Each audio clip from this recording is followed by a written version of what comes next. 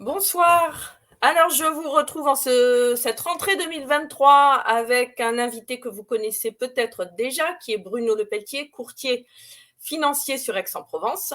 Donc, j'ai choisi de parler en cette période encore très mouvementée pour l'immobilier, pour les taux de crédit qui continuent à monter. Voilà, je pense que c'est un sujet qui peut intéresser et les vendeurs et les acquéreurs. Donc, je me présente rapidement. Je suis Sophie Avédian, mandataire indépendante sur Aix-en-Provence et sa région.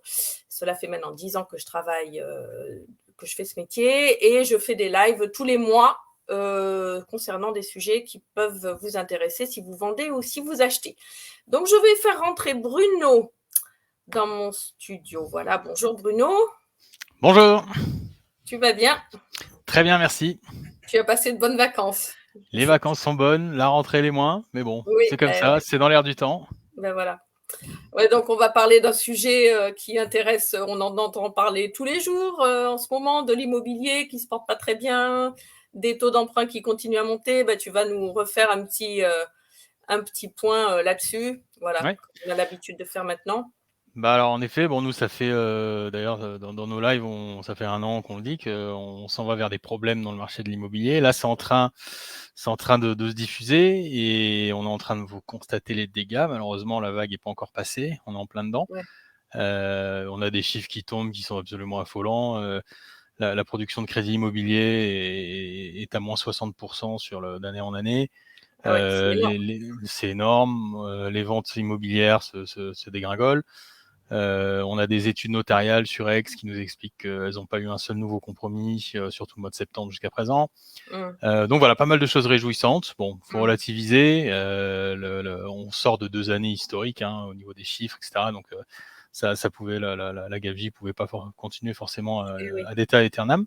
Tout ça, c'est les hausses de taux qui provoquent ça.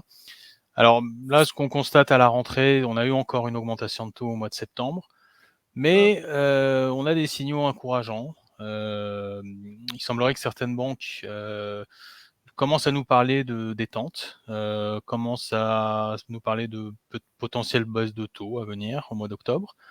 On a des banques qui réouvrent les partenariats, qui réouvrent le prêt immobilier, qui nous appellent, à la rentrée là, qui veulent nous rencontrer, Qui nous voulait envoient des... plus travailler avec vous, Ouais, l'année dernière. tout à fait. Ah On oui. a deux banques nationales.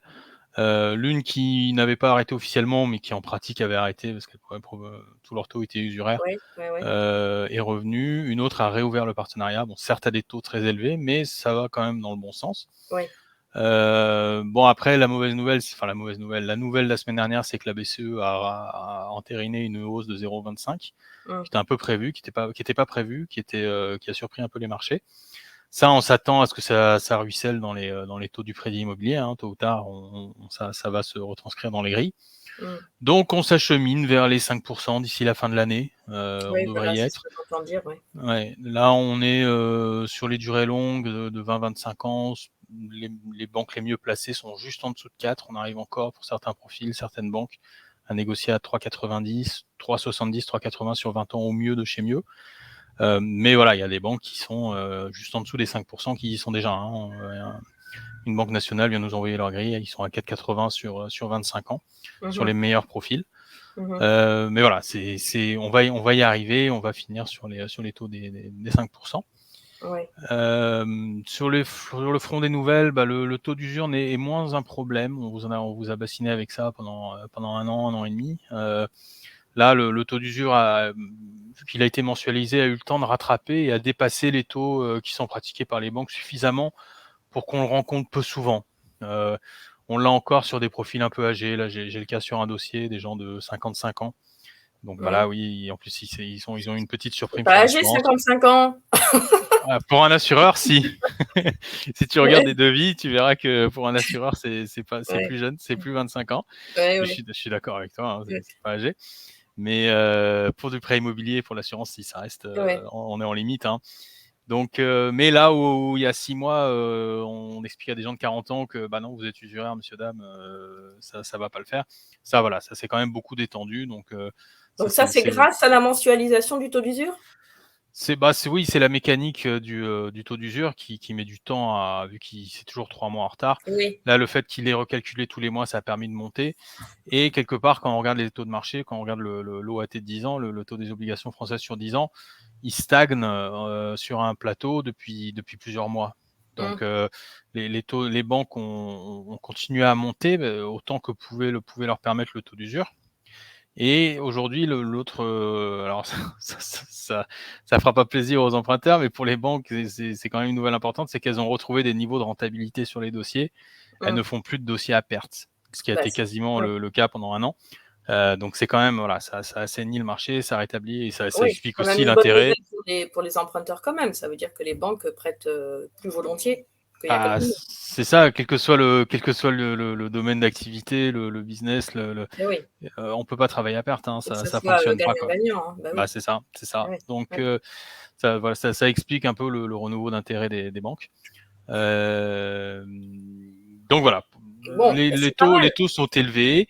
Hum, Ça crée beaucoup de problèmes sur le marché, on le voit, hein, Oui, si vous êtes aujourd'hui, pour les gens qui nous écoutent, si vous êtes propriétaire, vous avez des envies de changer pour plus grand ou ailleurs. On fait beaucoup de calculs d'enveloppe en ce moment, d'anciens clients notamment qui reviennent nous voir. Et quand on fait les chiffres des gens qui ont acheté il y a quelques années, qui ont un taux à 1,5, 2%, même avec l'augmentation des prix de l'immobilier, quand on calcule ce qu'ils pourraient emprunter avec ce qu'ils pourraient vendre, au final, ils hum, peuvent péniblement acheter 20-30 000 euros de plus et hum, ils laissent tomber. Donc là, ça va mettre du temps à se décanter, je pense. Alors, maintenant, la grande question que tout le monde se pose, c'est qu'est-ce qui va se passer l'année prochaine? oui. Voilà. Donc ça, faites vos jeux, hein, les pronostics. À ce stade, c'est très dur de dire ce qui va se passer. Moi, faut rester vigilant, faut rester que vous soyez. Je pense qu'aujourd'hui, si vous cherchez à devenir propriétaire, faut pas forcément se bloquer sur les taux actuels. C'est sûr que quand on compare avec ce qu'il y avait il y Oui, a 2 ans, mais ça a été tellement pas. Oui, ça fait mal au cœur, hein, quand on voit oui, le coût des crédits, les enveloppes qui fondent. C'est pas pour autant, pour moi, faut pas se freiner là-dessus. Les taux, ils peuvent faire trois choses. Ils peuvent rester où ils sont, donc rester sur un plateau pendant une durée plus ou moins longue. Là, à la limite, attendre, si c'est pour rester locataire, mieux vaut acheter tout de suite. Ils peuvent monter. Là, dans ces cas-là, il aurait mieux fallu figer un taux fixe aujourd'hui avec les conditions du moment. Et ils peuvent descendre. Et s'ils descendent, on va revoir le phénomène qu'il y a eu pendant toutes les années 2010, des rachats de taux.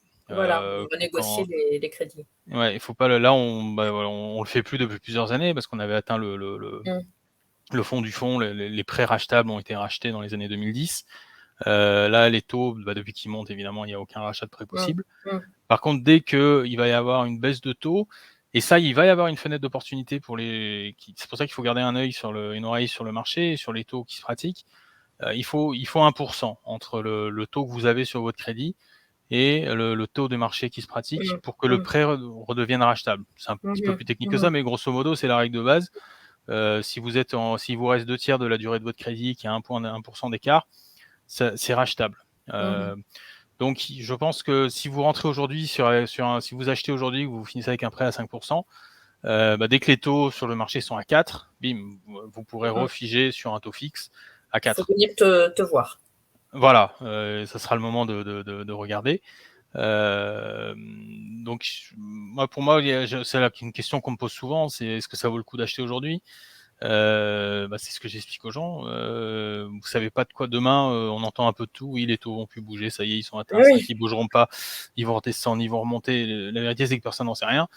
Donc, si l'alternative à pas acheter, c'est de rester locataire, Oui, parce que les voilà. loyers ont bien augmenté aussi. Hein, Les loyers, oui, les loyers augmentent. Tant qu'il y a de l'inflation, ils vont continuer à augmenter. Ouais, Alors pour rappel, un prêt à taux fixe, la mensualité, elle bouge plus. Hein. Une fois que vous avez sécurisé le truc, ça bougera plus. Et puis surtout, le loyer est perdu à 100%. Il va dans la poche de votre bailleur. Là où sur une mensualité de prêt immobilier, même si aujourd'hui, surtout au début du crédit, il y a une part d'intérêt importante, vous rachetez les murs de votre maison brique par brique à la banque et vous constituez du patrimoine comme ça. Donc vous substituez une charge à 100% avec une charge, mais aussi avec de l'épargne et vous constituez votre patrimoine. Donc, c'est dommage de remettre à plus tard un projet en espérant mieux. L'avenir vous dira. On entend quand même que certainement les taux, enfin moi c'est ce que j'entends, c'est ce que je lis, les taux vont augmenter jusqu'à la fin de l'année et après ça devrait se stabiliser. Donc, voilà. Mais donc, il vaut mieux préconiser quand même de prendre un crédit à taux variable, non, plutôt que taux fixe aujourd'hui, parce que là, on est pratiquement en haut des taux fixes aujourd'hui. Les banques n'ont pas recommencé la distribution du taux variable. Ah oui. Ouais. À ma connaissance, il n'y a pas une seule banque qui propose du taux variable à l'instant T. Ou alors, enfin, en tout cas, moi, j'en ai pas vu. J'en ai pas vu. Et alors, est-ce que ça vaut le coup de faire un prêt à taux variable? Je suis pas sûr parce que oui, ça peut couvrir à la hausse. Si vous pensez que ça va, maintenant, non, il n'y a pas d'intérêt parce que si les taux baissent, alors vous avez un taux variable, oui, vous allez bénéficier de la baisse de taux, mais si les taux baissent, vous pouvez aussi le racheter sur un taux fixe à la concurrence. Oui, c'est ça. Nous, on a suivi des clients chez CAFI entre 2010 et 2017-2018 où les gens ont changé 2, 3, 4 fois leur prêt. Ils sont partis de 5 ou 6%, ils ont racheté à 4, ils ont racheté à 3, ils ont racheté à 1,5. Donc,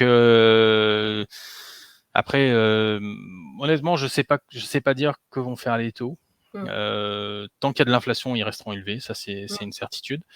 Il y a aussi une inconnue que personne ne maîtrise, c'est les prix de l'immobilier.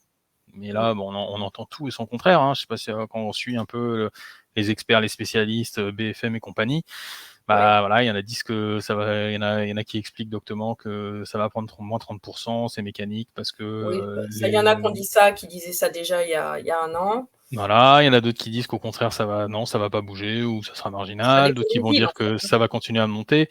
C'est très dur de dire. Honnêtement, c'est ça. Et il y a quand même des défis. Là, il y a un des impacts qu'il y a sur de la hausse des taux, c'est que le neuf souffre énormément, alors que le marché de l'immobilier a désespérément besoin de nouveaux logements. Et on est très loin du compte. Ça fait des années qu'on est en déficit entre l'évolution des besoins en logement et l'offre de construction de neuf. Et ça va pas améliorer le tableau. Là, c'est plus ou moins à l'arrêt par rapport à la construction, que ce soit de maisons individuelles ou sur du VFA.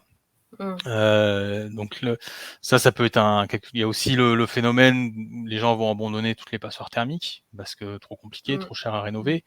Donc il va quand même, le marché est un peu tiré dans tous les sens et arriver à se déterminer où est-ce que ça va atterrir, compliqué. Mais je reste toujours sur mes positions que si vous n'êtes pas encore propriétaire, payé ou accédant, c'est-à-dire que vous avez un crédit en cours, que vous êtes toujours locataire, débrouillez-vous pour trouver une solution pour acheter. Que ce soit dans le neuf, que ce soit dans l'ancien, que ce soit en VFA, voilà, il faut trouver une solution. Mais c'est dangereux, je pense, de partir de rester locataire sur du long terme dans les années à venir. Moi, j'ai pas mal de personnes qui m'appellent, comme cet après-midi, un monsieur, il est locataire dans une grosse maison et il veut acheter, il en a marre d'être locataire. Et puis des jeunes aussi, les jeunes que je t'ai envoyés tout à l'heure, c'est des locataires aussi, ils veulent acheter. Après, en effet, parfois, ils ont une mauvaise surprise par rapport au taux, à ce qu'ils pouvaient espérer comme mensualité, et du fait de l'augmentation des taux, Ouais, nous, sur Aix, alors j'ai vu des chiffres nationaux. Une étude nationale, il citait Aix-en-Provence, il citait une baisse en moyenne sur un an de 1,2% sur Aix. Donc c'est peanuts, ça a pas bougé pour l'instant. Je pense que tu dois le voir toi aussi. Donc on commence à avoir des négociations sur les biens, sur les offres. Après, un bien qui est au prix, il se vend rapidement, qui est au prix, mais qui n'a pas baissé par rapport. Moi, dans mon quartier, notamment là où j'habite, près du lycée Cézanne, pour l'instant, c'est un quartier qui est très demandé. Et, à part les biens qui ont des défauts quand même majeurs, oui. Mais ça n'a pas encore baissé, on ne voit pas. Mais bon, un peu plus de difficultés à vendre, c'est sûr, parce qu'il y a moins d'acquéreurs solvables, etc. Peut-être qu'à Aix, on est moins. Parce que qui est affecté majoritairement aujourd'hui, c'est des jeunes, des jeunes actifs qui n'ont pas forcément un apport important, qui n'ont pas encore de biens immobiliers à revendre. c'est le début de la chaîne, en fait, le bas de l'échelle, qui, eux, ont vu leur portefeuille, leur enveloppe fondre très rapidement. Elle a quasiment été divisée à 2 depuis les plus bas. Et eux, sur des zones avec les prix au mètre carré qu'on a sur Aix, c'est extrêmement compliqué de mettre le pied sur l'échelle de la propriété, quoi. Ok, bon écoute, on va pas rester trop longtemps, c'était juste pour faire un petit point, on refera un point en début d'année 2024 sûrement, et puis on abordera, on verra quel autre sujet on peut aborder. Là, on attend les modalités du prêt à taux zéro, ils ont commencé à en parler, mais généralement on en sait un peu plus sur l'année prochaine. Il y a le prêt Pinel aussi qui a des modifications, on peut en parler. Donc voilà, ça sera des sujets qu'on pourra couvrir dans le prochain live. Ok, super. Merci à toi Bruno. Merci Sophie. Et à très bientôt, on se voit bientôt. Allez et bonne reprise. Merci, courage. Oui, au revoir. Au revoir.